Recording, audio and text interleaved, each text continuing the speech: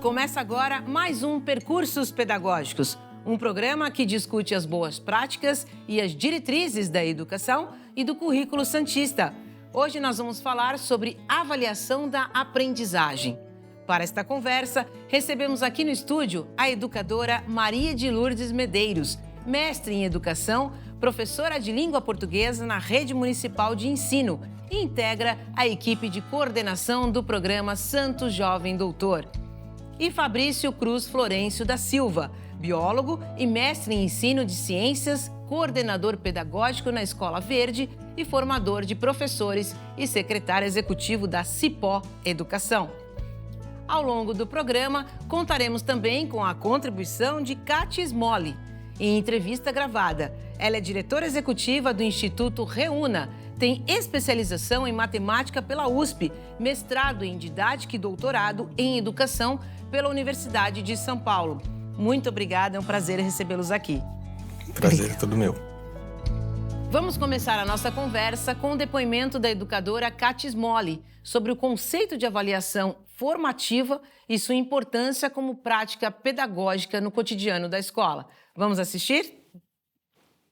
A avaliação formativa, ela é uma avaliação processual que ocorre na sala de aula, realizada entre o professor e os estudantes, com a participação de ambos, com uma ampla documentação, com formas diferentes, inclusive, de fazer essa avaliação, usando diferentes instrumentos, e que acontece ao longo de todo o processo de ensino e aprendizagem. Na verdade, a avaliação formativa começa quando o professor faz o planejamento, porque ele já planeja aquilo que ele vai ensinar, como ele vai ensinar e como ele vai avaliar para ver se os estudantes aprenderam ou não.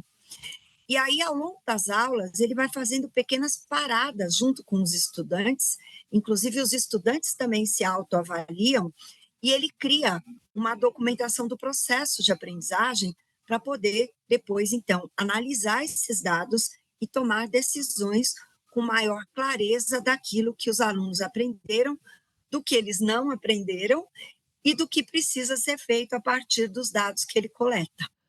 Muito importante essa fala, afinal, a avaliação ainda é um assunto tabu para muita gente. Vocês gostariam de acrescentar algo sobre essa perspectiva que a Kátia trouxe sobre avaliação como prática pedagógica? A Kátia está trazendo uma perspectiva de avaliação que ela é processual, né, como ela falou. Então, que começa lá desde o momento em que o professor está pensando no que ele vai ensinar, está definindo como ele vai ensinar, e aí a ideia é que ele avalie para justamente coletar evidências para saber se o como ele está ensinando aquilo que ele determinou está alcançando determinados objetivos, né? Então, a avaliação formativa ela é muito mais reguladora. Ela tem o papel de regular o ensino do professor, né? Então, por isso é muito importante a gente olhar para a avaliação dessa forma e não como um espaço de certificar, né? Sabe, não sabe, próximo. Né? Porque a ideia que a gente tem da avaliação construída pela nossa experiência na escola tradicional é muito mais próxima dessa ideia, né? Tá. E, professora, a nota ainda é um grande tabu. A exigência da nota 10. Qual é o papel do erro do aluno, na verdade, nesse sentido? Eu acho que essa cultura do 10 é uma cultura colocada, né, embutida no aluno, às vezes pela família, né, a escola o 10, ou aquele aluno que sobressai. E eu sempre falo para os meus alunos, quando você for fazer um vestibular, quando você for fazer a sua matrícula na faculdade, ninguém vai perguntar para você se você tirou 10 em português, se você tirou 10 em matemática, qual foi sua nota. Não vão pegar esse seu histórico, né, de avaliação para fazer a sua matrícula, para você entrar na universidade. O que você tem que levar é aquilo que você se apropriou de conhecimento durante toda a sua vida escolar. É isso que importa. A nota faz parte? Claro que faz parte, mas não é o todo. Bom, voltando um pouquinho no que a Kátia trouxe para a gente, né? Quando o professor está pensando no que ele vai ensinar e no como ele vai ensinar, ele também tem que pensar na avaliação, né?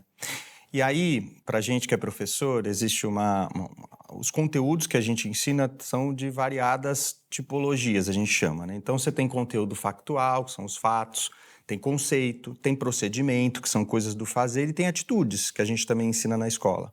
Eu não posso ensinar procedimentos, determinados procedimentos com uma prova, por exemplo. Eu não posso avaliar uma atitude com um texto, por exemplo, né? Então, se aquilo que eu estou predestinado a ensinar é de natureza conceitual, eu vou precisar que ele aplique aquele conceito em determinados contextos, em outros, inclusive. Se é só factual, basta lá a prova perguntar. Há muitos caminhos, mas aí reforço, né, o que a Kátia trouxe. Depende muito do que o professor quer ensinar e do como ele está querendo ensinar. E ele vai pensar no instrumento adequado para medir quanto dessa aprendizagem, que é subjetiva, pode ter se consolidado ali nos alunos, né? Agora nós vamos voltar a ouvir a Kátia Smolli, que traz uma visão interessante sobre a relação entre os instrumentos de avaliação e o planejamento pedagógico. Vamos lá? Quando eu faço um planejamento, quando eu vou dar a aula, eu preciso pensar em 4 elementos muito essenciais. O primeiro deles é o que eu quero que os alunos aprendam, porque isso direciona todo o resto do olhar. Isso nós chamamos de início do planejamento reverso. O que é o planejamento reverso? É você pensar do fim para o começo, você pensa onde você quer chegar. E aonde você quer chegar é a aprendizagem. Daí você pensa, o que eu quero que o aluno aprenda, como eu quero que o aluno aprenda, quem é esse aluno que vai aprender e como é que eu vou avaliar essa aprendizagem. Então, eu posso fazer prova? Posso, mas a prova é um recorte muito pontual e ela não cabe para todos os estudantes, porque eu posso fazer avaliação formativa desde a educação infantil até o ensino médio. Então, é importante que, ao planejar os momentos de avaliação, eu possa trabalhar com autoavaliação dos estudantes, eu possa trabalhar com pequenas perguntas, por exemplo, no final da aula, dizendo para eles, façam perguntas de coisas que vocês não entenderam durante essa aula. Posso pedir para os estudantes, no finalzinho da aula, me dizerem as principais ideias que eles aprenderam na aula ou as principais dúvidas que eles tiveram, eu anoto no quadro, tiro uma foto e depois eu dou uma olhada, o que apareceu, o que não apareceu. É esta variedade de instrumentos que vai dar a documentação que, relacionada com o planejamento, me permite saber se eles aprenderam ou não. Pelo visto, diversificar os instrumentos avaliativos envolve também um trabalho constante de formação dos professores, que se utilizam desses instrumentos para refletir sobre suas práticas. É isso? Discutir avaliação ele é constante na escola, né? Porque a gente tem uma pressão social pela prova, pelo vestibular. Se a gente pensar aqui no Brasil mesmo, a avaliação regula muito mais o ensino do que o ensino à avaliação, porque a gente, muitas vezes, determina o que vai ser ensinado na escola por conta dos conteúdos de vestibular. E a gente não pode ter um plano de nação para a educação que se baseia numa prova que se faz 1, 2 dias. Então, essas discussões entre os professores é muito importante, tem algo que se aprende muito também em formação, que é quando um consegue contar um pouco que instrumento que utilizou para avaliar aquela situação de aprendizagem e que foi muito potente, e aí um outro percebe que para a atividade que ele faz, de repente, esse caminho de avaliação também pode ser muito interessante. Então, com toda certeza, né, considerar isso na formação de professores é dar repertório para eles, porque o que a gente viveu como estudante, né, foi a prova, os textos, aqueles instrumentos mais clássicos que a gente sabe que, como a Kátia falou, só tem um recorte. Eu acho assim, é fundamental a troca entre os professores, né? Então, a formação, a capacitação, o momento de discussão é necessário para que haja essa troca de informações entre eles e de experiências mesmo, né? Às vezes, numa conversa, numa roda de conversa entre profissionais, um professor chega e fala assim, gente, na sala tal, eu fiz isso, deu muito certo. Então, essa troca, ela é necessária para que exista uma coesão, não a coesão no ensino, que a gente, né, está longe de acertar isso, mas para que exista essa troca, para que o aluno seja o beneficiado. né? Então, sem essa capacitação, é impossível. Volto ao programa onde eu estou agora, né? Nós temos sempre, antes de começar o ano, nós temos aí mais de uma semana de capacitação. E essa semana de capacitação é troca, mas é troca mesmo, para que o maior beneficiado com isso seja o aluno.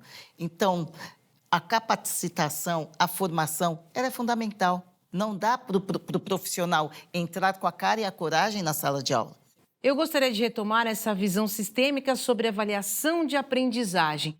Em relação à avaliação formativa, quais são as resistências mais comuns que você, Fabrício, enfrenta com seus colegas, estudantes e famílias atendidas na escola? Acho que uma das grandes dificuldades da gente pensar num processo de avaliação formativa é que a gente precisa pensar em muitos instrumentos de aprendizagem, né? Porque, como até a Maria de Lourdes bem lembrou, a aprendizagem ela é subjetiva. A gente não consegue entrar na cabeça de um aluno para saber, olha, isso está aqui, isso foi construído aqui, isso não foi. Então, a gente, por instrumentos, indiretamente, tem informações sobre aquilo que se construiu de aprendizagem. Então, é necessário que o professor lance mão de muitos instrumentos que vão avaliar pela observação, pela fala, pela escrita, pela expressão, por um monte de formas que é possível demonstrar aquelas aprendizagens. E se a gente pensar em formatos mais tradicionais, mais fechados, em que valorizam, por exemplo, a prova, só o texto, é muito difícil você fazer uma avaliação formativa, porque você está deixando uma série de aprendizagens sem avaliação. E quando você não avalia e não coleta evidências sobre que as crianças estão aprendendo, você está indo sem direção. Eles estão aprendendo, eles sempre estão aprendendo, né? Mas o que eles estão aprendendo, o professor pede um pouco essa regulação. E é uma aprendizagem de vida, né, professora? Sim, de Porque vida ele aprende e para a vida. muito mais amplo. Muito mais amplo. E a aprendizagem, ela acontece, eu vou falar para você, eu acho que até a forma de distribuição de carteiras com os alunos em sala de aula, ela já é um pouquinho prejudicial, porque aquele aluno em fileira, um olhando a cabeça do outro, todo para frente, aquelas fileiras desse jeito. Então, isso já distancia um pouco, né, o educador do educando. Então, quando a gente mudar essa forma de ensinar, engessadinha, tudo ali, corretinho, sala de aula, o professor falando, os alunos quietinhos, aquela coisa que intimida, porque essa forma intimida, o aluno se sente tímido dentro desse processo, né? Quando você quebra isso, o aluno já se solta, você já consegue avaliar esse aluno. Avaliar um aluno é um todo, são todos os dias, com todas as ações dele, com um trabalho, através de um trabalho, de uma pesquisa. Às vezes eles vêm todos, professor, olha o que eu achei, e aí vem mostrar uma pesquisa que ele fez. Isso é avaliar o aluno, isso é deixar o aluno buscar o seu conhecimento, é dar autonomia para o aluno. A Cátia Smolli também dividiu conosco algumas experiências inspiradoras. Opa, vamos ver? Há experiências que são inovadoras no Brasil e no mundo para repensar a forma de avaliar na escola. Na verdade, em alguns lugares do mundo, elas já não são nem inovadoras, porque em muitos lugares do mundo, como acontece na Suíça, como acontece na Finlândia, como acontece em Reggio Emília, elas são parte natural da forma de ensinar e aprender. Tem experiências em escolas públicas, tem experiências em escolas privadas. Peruíbe, recentemente, foi uma cidade que fez um processo muito interessante de avaliação formativa, pensando na recomposição de aprendizagens. O Instituto Reúna tem um recurso bem importante para pensar a avaliação formativa, usando rubricas de avaliação, que é o Avalia e Aprende, é um recurso que está disponível, uma plataforma gratuita que pode inspirar experiências de avaliação. Não faltam livros sobre isso, não faltam recursos falando a respeito disso, mas é preciso organizar o ensino e aprendizagem com uma outra mentalidade de educação, uma mentalidade na qual a avaliação seja vista como um processo de ajudar o aluno a crescer e aprender cada vez mais e o professor a ensinar cada vez melhor. Professora, justamente o que nós estávamos falando. Exato. A Kátia deu o exemplo da Finlândia, né, desses outros países, onde a forma de ensinar é diferente, né? Não é aquela coisinha engessada do aluno atrás do outro. A Finlândia realmente tem esse jeito de ensinar. O aluno solto, o aluno em grupos, o aluno em bancadas. É uma forma que o aluno se sente à vontade. É prazeroso aprender dessa forma. Então, eu digo que o que a gente precisa modificar na educação é exatamente isso, repensar de que forma nós estamos, quais são os instrumentos que nós estamos usando para alcançar este aluno. Então, como estamos fazendo não está dando certo. Vamos mudar. A educação precisa mudar. Então, vamos fazer uma forma diferente para que esse aluno se sinta à vontade e busque o seu conhecimento. A gente precisa ter em mente que o aluno precisa se interessar pelo próprio conhecimento. O professor, ele tem que ser um norteador deste conhecimento. E o aluno tem que ser o pesquisador. Ele tem que ter essa autonomia.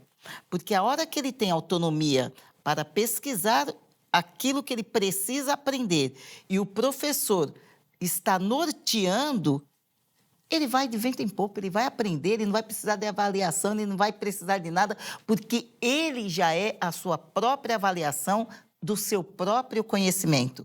A gente precisa evoluir junto com essa turma. Nós precisamos tirar isso. Ah, mas no meu tempo se aprendia assim. Seu tempo já foi. Agora nós temos uma nova turma, né? Esses adolescentes, eles vieram muito diferentes. Eles vieram na tecnologia, eles vieram com tudo muito evoluído. E ainda existem escolas que ainda é lousa e giz para um aluno que já nasce quase que com um celular na mão. Então, a gente precisa fazer todas essas comparações, ver todos esses parâmetros e modificar a forma de ensinar para que, dessa forma, seja modificada também a forma de avaliar. Não existe uma avaliação concreta e que dê resultado realmente se não existir uma mudança no processo de ensino, né? Eu digo que o processo é processo de ensino e aprendizagem. Então, eu ensino e eu aprendo. E eu aprendo e eu ensino. Então, quando existe esta troca, essa interação entre educador e educando, a avaliação vai ser só um detalhe. E essa é a principal reflexão desse programa de hoje, né, Fabrício? A gente repensar nessa avaliação. Avaliação sempre é um tema de muito espinhoso e de bastante discussão na educação, mas a forma como a gente avalia diz muito sobre como a gente ensina, sobre como a escola é. E repensar a avaliação, propor ela de uma outra forma, com toda certeza vai mudar a forma também de ensinar, né? Porque uma coisa está ligada à outra, são processos. A avaliação deveria regular esse processo nosso de ensino. E quando ela é só colocada para certificar se o aluno sabe, se o aluno não sabe, não é utilizada, né, para a gente rever esses processos, como a gente tanto colocou hoje aqui, a gente vai levando o trabalho para o lugar sem muito planejamento, né? Então, eu penso que a gente precisa ter coragem, né, para romper um pouco com esses padrões que existem na escola, como a gente está aqui bem falando, tanta coisa mudou, né? A gente tem a tecnologia hoje, tem muitas formas, através da tecnologia também, de se avaliar a aprendizagem e investir em novos caminhos para que a gente possa ter evidências maiores da aprendizagem dos alunos e investir em caminhos e estratégias diferentes. No programa de hoje, conversamos sobre diferentes aspectos da avaliação da aprendizagem nas escolas. Agradeço a participação da educadora e mestre em educação, Maria de Lourdes Medeiros, e do biólogo, mestre em ciências e formador de professores, Fabrício Cruz Florencio da Silva, além da contribuição da diretora executiva do Instituto Reúna, Kátia Smolli. Agradeço muito a participação de vocês, foi um prazer tê-los aqui. Eu que agradeço, muito obrigada pela oportunidade de estarmos debatendo um tema tão relevante para a educação. Muito obrigada. Com certeza. Continue seguindo os passos dos nossos percursos pedagógicos. Até o próximo programa e eu te espero!